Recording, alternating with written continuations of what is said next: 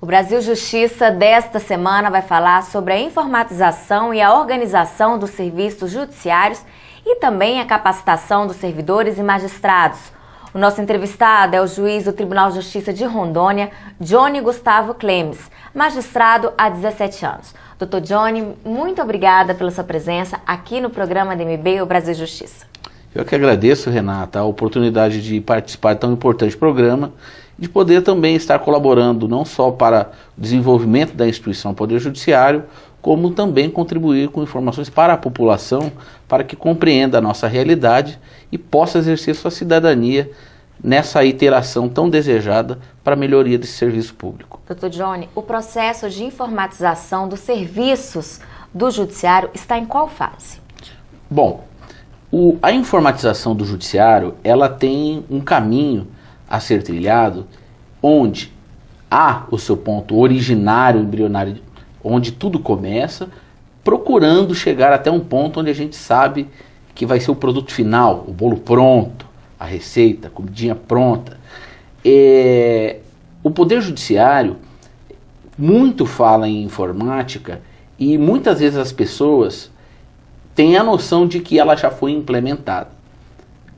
Como é algum produto novo, o que acontece é de que as pessoas, tendo esta dificuldade de tudo que é novo, pensam muitas vezes que tudo já foi criado.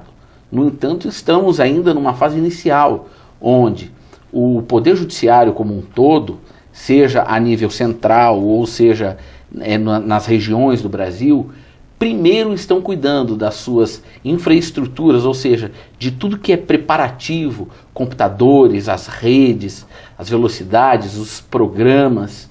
E ao se falar de informatização, é preciso definir o que os computadores, que são máquinas, vão fazer. As utilidades que nós fazemos manualmente são situações que fazemos com a nossa inteligência. E a máquina, a informática, ela é importante porque, sem que alguém tenha que estar trabalhando a toda hora, ela faz isso automaticamente, de maneira a não ser necessário toda vez uma mão de obra.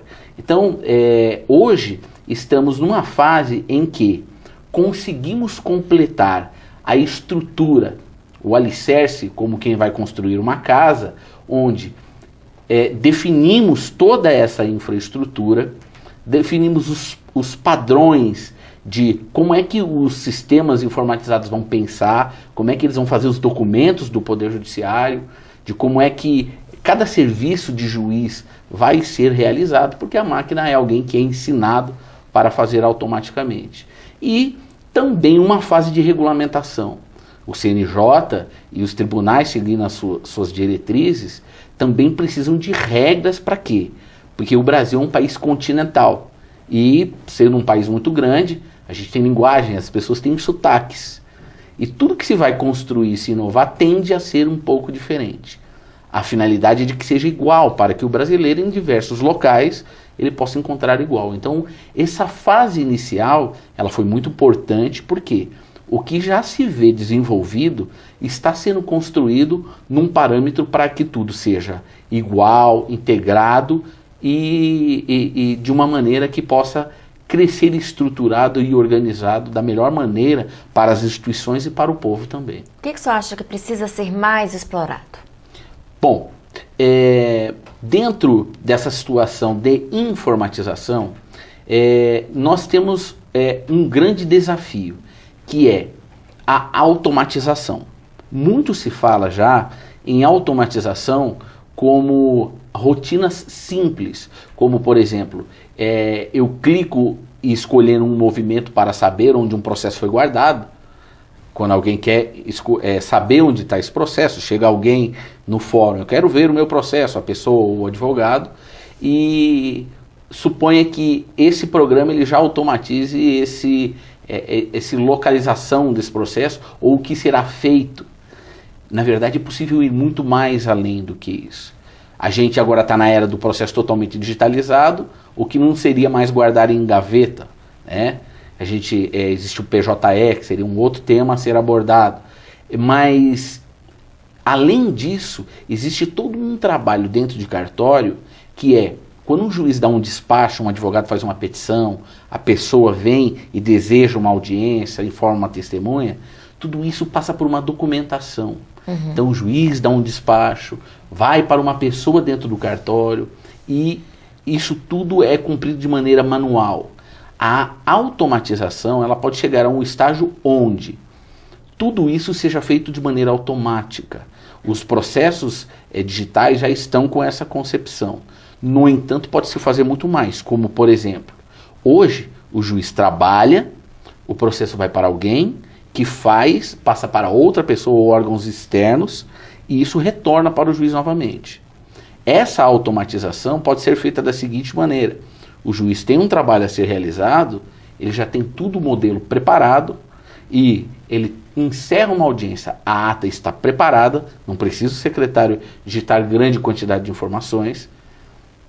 Esta mesma ata de audiência que seria cumprida por um outro setor já desencadeia um processo automático de criar o alvará para levantamento de um valor, o mandado para um divórcio, que é a documentação que a pessoa leva no cartório para efetivamente estar divorciado, e outras situações que são mandar por diário da justiça, que alguém teria que ir lá e dar um comando. Então o computador ele pode, num único comando, cumprir tudo isso.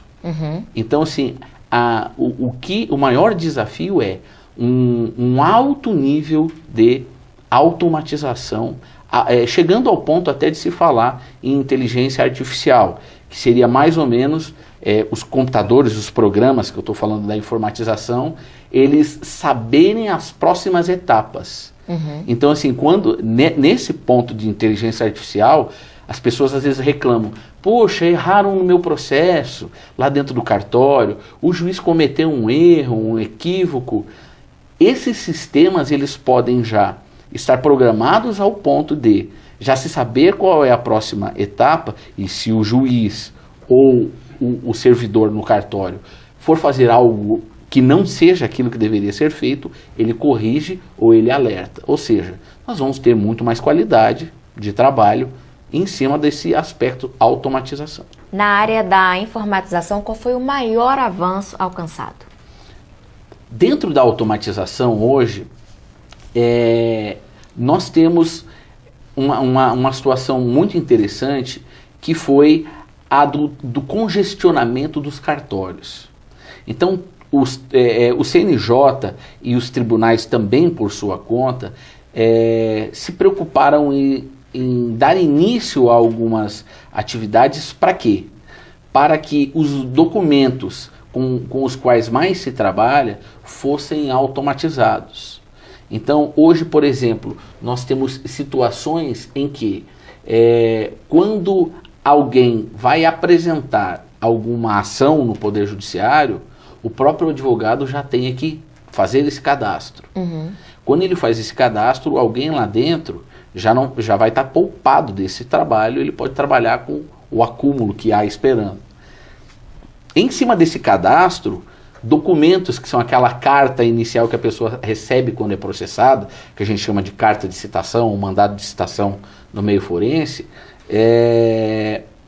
ela toda é automática. Por quê?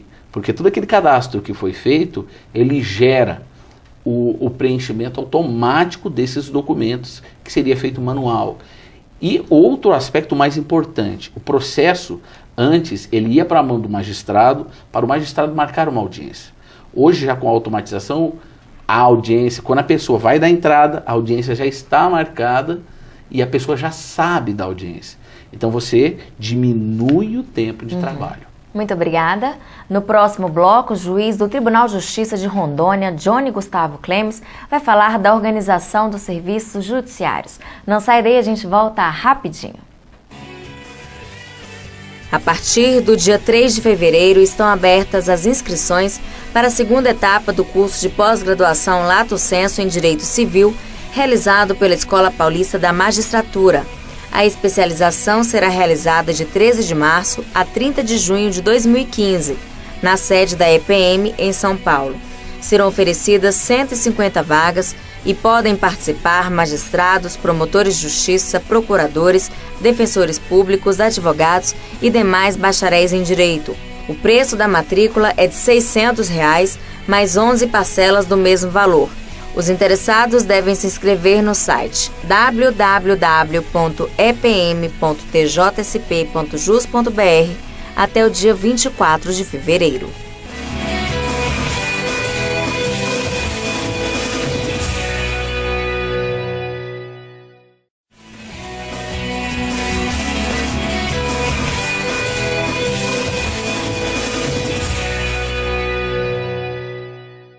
Estamos de volta com o Brasil Justiça. No primeiro bloco, conversamos sobre a informatização dos serviços judiciários. Agora, o juiz do Tribunal de Justiça de Rondônia, Johnny Gustavo Clemes, vai falar da organização dos serviços judiciários. Dr. Jones, qual é o maior desafio na organização dos serviços no judiciário? O maior desafio que o Poder Judiciário tem é de disseminar a cultura da organização, do plano de gestão, ou seja, de como se planejar e de como levar para o seu dia a dia de trabalho técnicas que possam tornar os serviços melhor. Ou seja, juízes, magistrados em geral, seus desembargadores ou ministros, todos nós somos profissionais formados no direito, e essa formação no direito foi baseada em disciplinas que não levaram em consideração, ao menos profundamente, tópicos de administração. Ou seja, não fomos capacitados como profissionais para planejar e gerir, e sim para decidir. A gente costuma comparar muito também com a área médica. O médico, se fala muito, ele tem que estar apto para operar, para diagnosticar, só que médicos também são donos de hospitais e de clínicas. Ele precisa saber de finanças. Administração, né? De administração, precisa saber motivar os seus servidores, precisa deixar a sua clínica bonita, precisa adequar ela às necessidades do mundo moderno. E o olhar específico de um médico está voltado exatamente para operar muito bem, para diagnosticar bem. Então, assim, no judiciário a mesma coisa. O profissional, magistrado, ele foi muito bem treinado, passou por um concurso rígido para captar o problema, para propor uma solução aos olhos da lei. E quando a gente fala fazer justiça vai muito além do que é a letra da lei ou técnicas que são relacionadas à área jurídica. Por quê? Porque os paradigmas do mundo moderno exigem velocidade. E, além da velocidade, desafios com pouca verba para se fazer tudo. E também a exigência de uma velocidade incrível. Então, as pessoas não podem esperar decisões por muito tempo, como era no passado. No passado tínhamos mais dinheiro para comprar de tudo muito mais. Então, hoje, não basta nós desejarmos e começarmos uma campanha para que os juízes, pedindo que os juízes magistrados procurem ser gestores. Nós precisamos trabalhar para que, inicialmente, eles percebam a grande importância que isso tem. Não que os magistrados não saibam disso, mas é que quando uma pessoa toma conhecimento técnico daquilo, o olhar dela se abre cada vez mais e o interesse dela aumenta. Daí, esse ser um marco inicial muito importante no plano organizacional. No plano organizacional, quais são as providências que o judiciário pode adotar para melhorar a velocidade e a qualidade de seus serviços? O plano organizacional ele é muito grande. Hoje fala-se muito em gestão, e uma gestão participativa. No entanto, como a gente precisa tratar brevemente esse assunto, eu gostaria de observar, em primeiro lugar, que o que eu vou responder agora é aquilo que mais gera resultado, dentre uma série de outras grandiosas providências. Mas muito importante por gerar muito mais resultados a questão da capacitação dos magistrados e dos servidores. Porque, como eu havia falado na pergunta anterior, é preciso que se abra a mente, que se comece a enxergar, e ao abrir a mente e se enxergar, a gente tenha condições de acesso. Esse acesso só vem com o treinamento. E o interessante é que esse treinamento, ele precisa desdobrar a tradição de treinamentos meramente expositivos. Nós estamos acostumados a sentar numa sala com grandiosos cientistas e no dia seguinte a gente fala assim, a gente sai do treinamento falando, maravilha, vou fazer muita coisa. No dia seguinte a gente já esqueceu metade. E no outro dia, quando a gente vai fazer algumas coisas, a gente fica cheio de dúvida de como implementar aquela teoria. Todos os profissionais sofrem esse drama. Então, assim, hoje nós já procuramos, pelo menos devemos procurar, com que esses treinamentos sejam focados em trabalhar a questão prática, com laboratórios, com técnicas de roleplay, que são simulações tipo um teatro, também de que o treinamento seja dado no ambiente de trabalho da pessoa, porque na medida em que ela recebe toda aquela capacitação, imediatamente ela já está aplicando.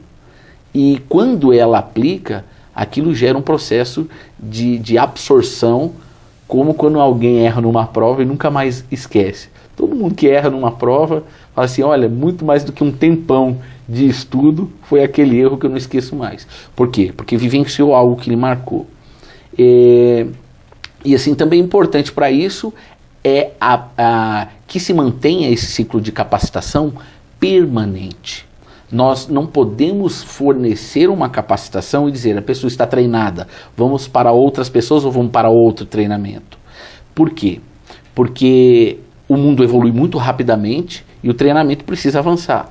E também porque as pessoas têm diferentes níveis, é possível subir. Então esse treinamento ele precisa voltar a ser praticado para que essas pessoas evoluam e constantemente estejam alinhados à verdadeira necessidade do momento em que ela vive. A integração entre os setores que compõem a estrutura do judiciário, ela está contemplada na criação de suas rotinas de trabalho?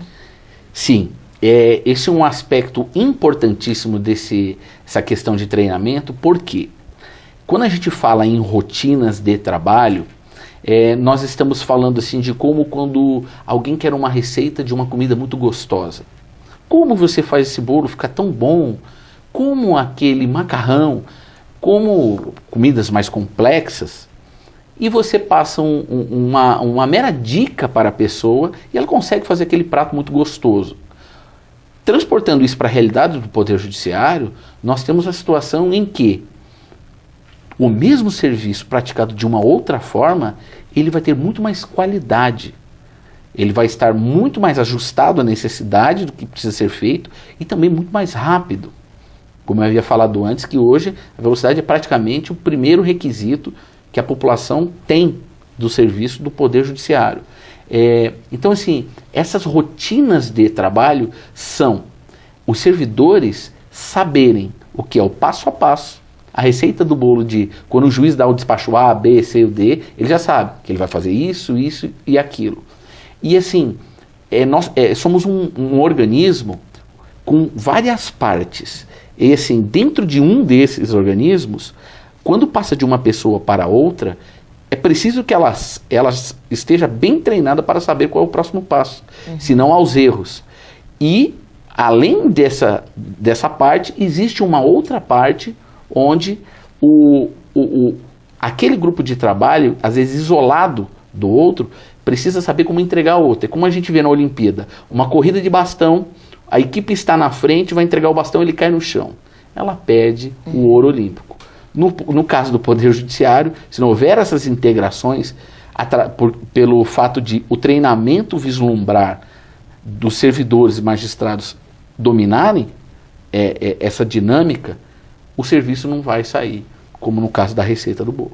Muito obrigada. No próximo bloco, o juiz do Tribunal de Justiça de Rondônia, Johnny Gustavo Clemes, vai falar da capacitação dos servidores e magistrados. Fique com a gente, o intervalo é rapidinho. Ser juiz no Tocantins é uma alegria para mim. Foi um grande desafio no início, mas eu fui muito bem acolhido, não apenas pelos serventuários, pelo Tribunal de Justiça, pelos outros magistrados, mas pela comunidade também que me acolheu. Então eu me sinto muito feliz na magistratura no estado do Tocantins.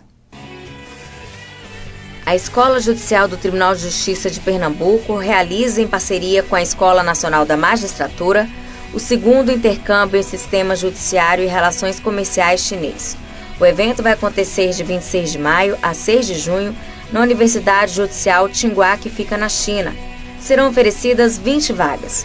Os interessados devem procurar a diretoria da SMAP ou enviar e-mail para programasinternacionais@gmail.com.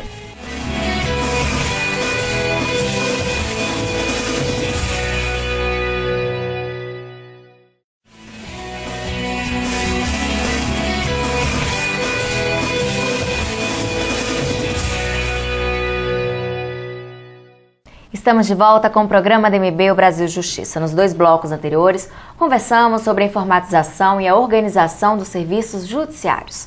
Agora, o juiz do Tribunal de Justiça de Rondônia, Johnny Gustavo Clemes, vai falar da capacitação dos servidores e magistrados. Dr. Jones, a frequência com que os cursos são ministrados tem atendido à necessidade dos servidores? Na realidade de Rondônia, nós sentimos uma dificuldade muito grande de manter a continuidade de cursos. No entanto, estamos em busca disso e percebemos que, a nível nacional, instituições como a Escola Nacional da Magistratura buscam meios até alternativos de facilitar isso, porque são muitos servidores, muitos magistrados e as distâncias são longas. Fica muito caro deslocar instrutores de São Paulo, do Rio, de Brasília para Rondônia, para o Nordeste ou para o Sul do país e vice-versa se eles estiverem nesses outros lugares. Mas, como tudo deve sempre ter um objetivo naquilo que é o ideal,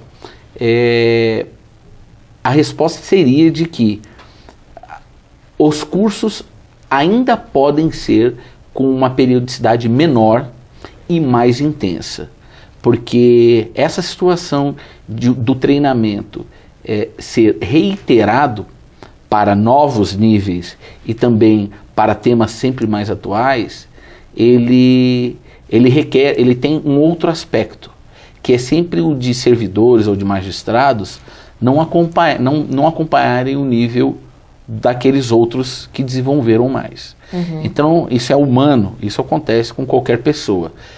Para tanto, vai ser necessário que esse ciclo de cursos tenha como resgatar aqueles que ficaram para que sigam no mesmo nível dos demais que se adiantaram.